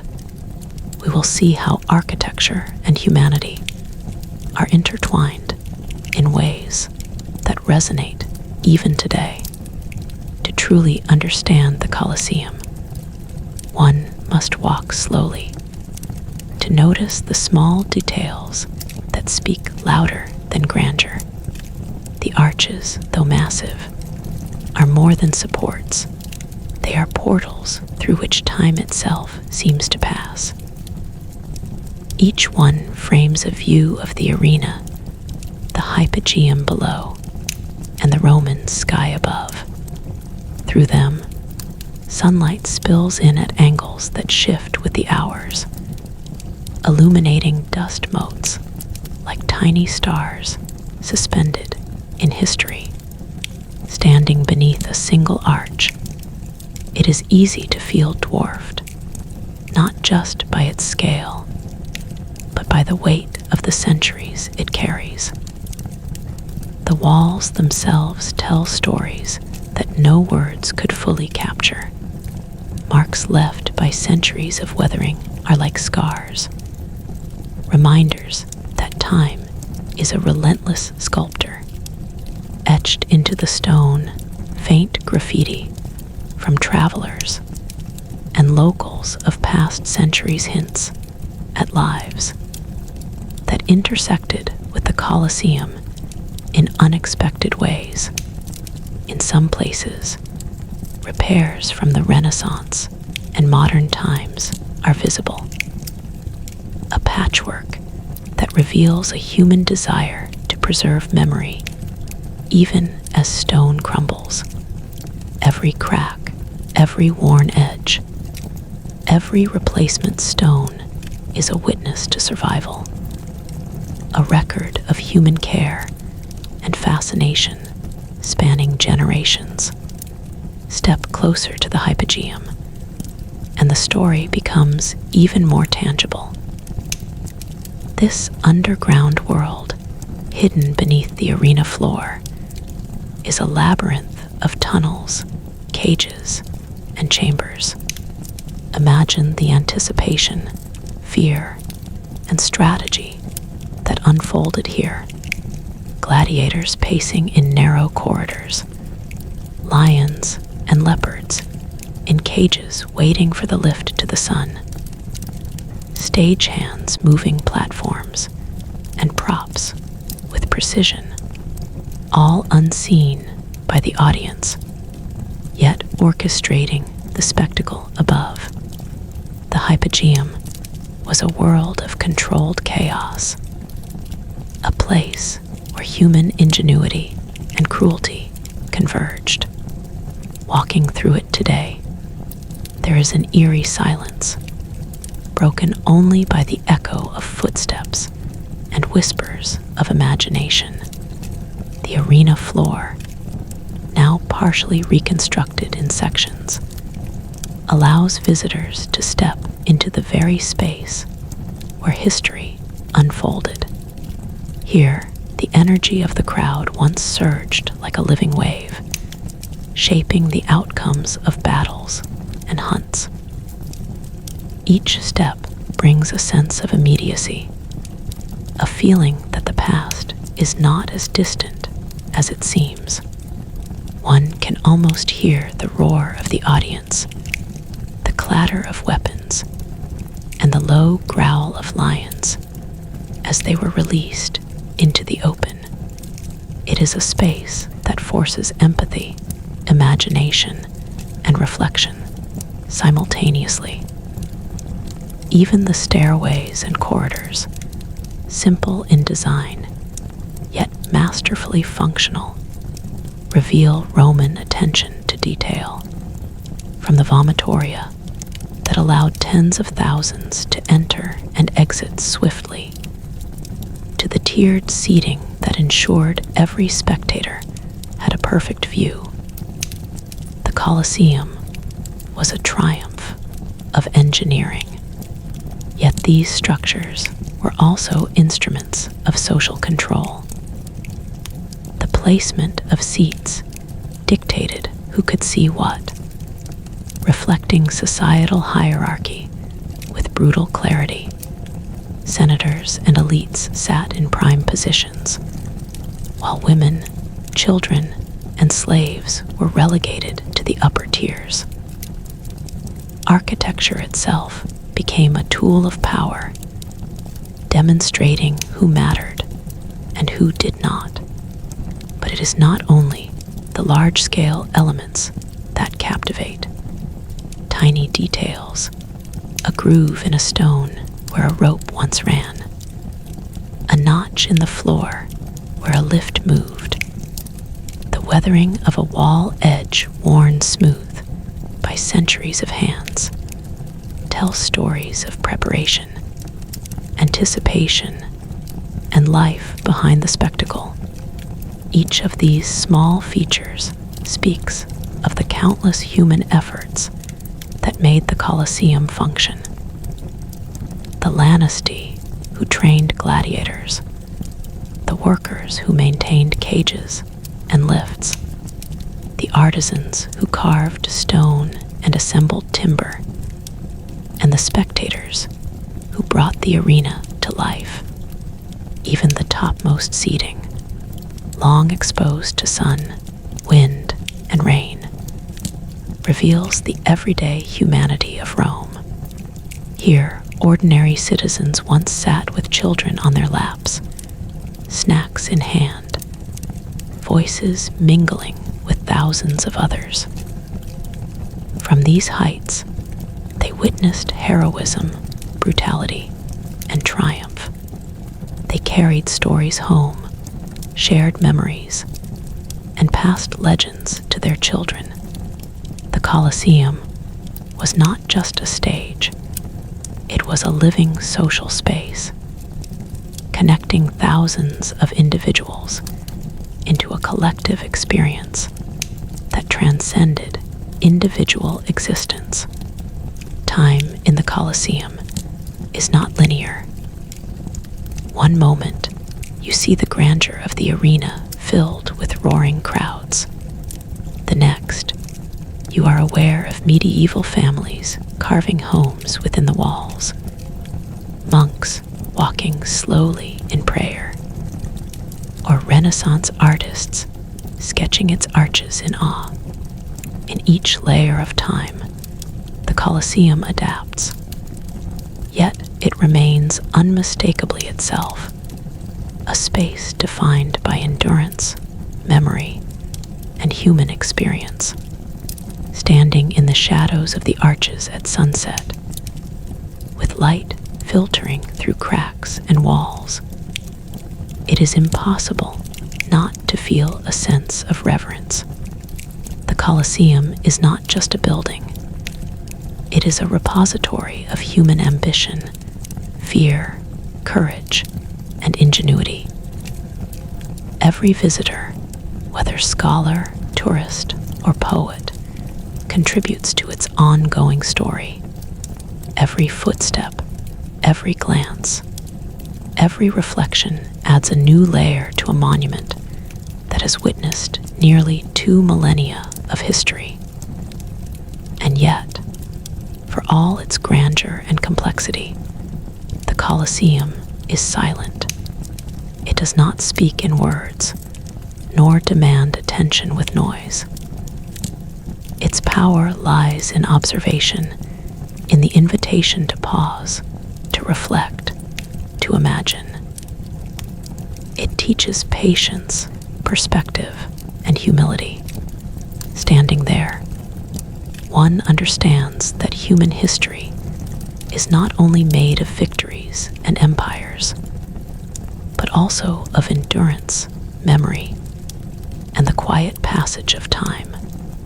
In the next part, we will explore the Colosseum as a symbol in the modern world, its role in activism, preservation, and global consciousness. We will see how a structure built for spectacle and death has become a living emblem of human resilience, moral reflection, and the ongoing dialogue between past and present, shaping culture and thought even in the 21st century. In the 21st century, the Colosseum continues to resonate not as a place of blood, but as a powerful symbol of human history, endurance, and reflection. Modern Rome pulses around it. Bustling streets, cafes spilling with laughter, and tourists crowding every archway. Yet the Colosseum remains a quiet, monumental presence, seemingly detached from the chaos around it, yet intrinsically tied to it. Its stones, scarred and weathered, speak across millennia, reminding humanity of the weight of history, the fragility of empires, and the brilliance of human achievement. The Colosseum today is a focal point for activism and global awareness. Its arches are illuminated on special occasions to commemorate events such as the abolition of the death penalty worldwide, or to honor human rights campaigns. The very building that once normalized death has become a canvas for life, justice, and moral reflection. It embodies the paradox of human civilization. Structures built for cruelty can be transformed into symbols of conscience, hope, and endurance. Scholars and archaeologists continue to study every aspect of the Colosseum. New discoveries, whether fragments of inscriptions, remnants of the arena floor, or hidden chambers in the hypogeum, shed light on forgotten practices and lives. Each artifact adds depth to our understanding of ancient Rome, connecting us more intimately to the people who lived, fought, and died there. Every excavation tells a story not only of architecture and engineering, but of the human experiences intertwined with it. The fears, the triumphs, the strategies, and the emotions of centuries past. The Colosseum also holds a prominent place in education and culture. School children from around the world study its history, visiting it virtually or in person. Artists and filmmakers continue to draw inspiration from its grandeur, recreating its spaces and events in movies, documentaries, and even video games. Every representation reminds us that its story is far from static. The Colosseum is both a physical space and a conceptual one, a timeless reference point for the imagination, moral contemplation, and the study of human nature. Tourism is, of course, a vital part of the Colosseum's modern life. Millions walk its corridors each year, from diverse nations and backgrounds, carrying their own interpretations and emotions. Some marvel at the engineering, some imagine gladiatorial combat, others reflect on human cruelty and resilience. Each step adds to the living history of the Colosseum. The building is a bridge between centuries, a silent teacher reminding us that every life intersects with history in unique ways. Conservation remains an ongoing challenge. Pollution, weathering, and the sheer volume of visitors threaten its stability. Careful restoration work ensures that the Colosseum endures, balancing preservation with authenticity. Each intervention is a negotiation between past and present, a recognition that history does not survive on its own. It requires respect, effort, and stewardship. The Colosseum teaches patience, humility, and the importance of safeguarding memory for future generations. Beyond its physical presence, the Colosseum continues to inspire reflection on morality and humanity. It asks difficult questions. How do societies use power? How do humans respond to spectacle and suffering? What is the value of courage, skill, or resistance in the face of overwhelming odds? The Colosseum's lessons are subtle, embedded in its shadows, its walls, and its scars. It is a space that forces thought, challenges assumptions, and reminds visitors that history is alive, not inert. In popular culture, the Colosseum has become a symbol of endurance and creativity. Films, novels, and artworks often use it as a metaphor for the human condition. The struggle between life and death, power and morality, ambition and humility. Its arches and corridors appear in countless depictions of Rome, instantly recognizable, evoking both awe and contemplation. Its image is reproduced in art, souvenirs, and media, but its true impact lies in standing within it, in feeling the weight of time, and sensing the lives it has contained. Perhaps the most remarkable aspect of the Colosseum is its ability to transcend its original purpose. A structure built to orchestrate death, fear, and spectacle has become a monument to life, endurance, and reflection. Its legacy is not merely in stone and engineering, but in the lessons it offers humanity. That cruelty can teach empathy, that brilliance can endure beyond empire, that history is not only observed, but experienced. The Colosseum survives as a reminder that the human story is complex, full of light and shadow, cruelty and courage, destruction and creation. As night falls over Rome, the Colosseum glows softly under gentle lights. Its arches cast long shadows, and the quiet hum of the modern city fades into reverence. Standing on its arena floor, one can imagine the centuries compressed into a single moment. The roar of crowds, the clash of swords, the silence of contemplation, and the persistent pulse of life continuing through time. It is a place where history meets humanity, where stone meets soul, and where the past speaks directly to the present. The Colosseum teaches that no structure is ever truly silent.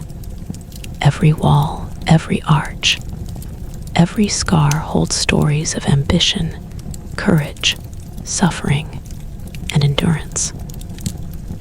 It is a monument to the extremes of human nature and a testament to the power of memory.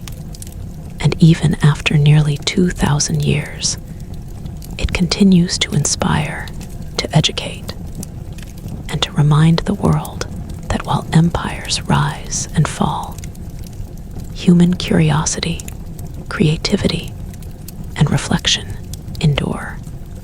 The story of the Colosseum is not finished. It lives in the footsteps of each visitor, the hands of each historian, the eyes of each artist, and the conscience of humanity itself. And as long as people continue to listen, reflect, and learn, the Colosseum will remain eternal, a timeless witness to both the darkness and brilliance of human civilization, standing proudly in the heart of Rome, silently telling its story to anyone willing to hear.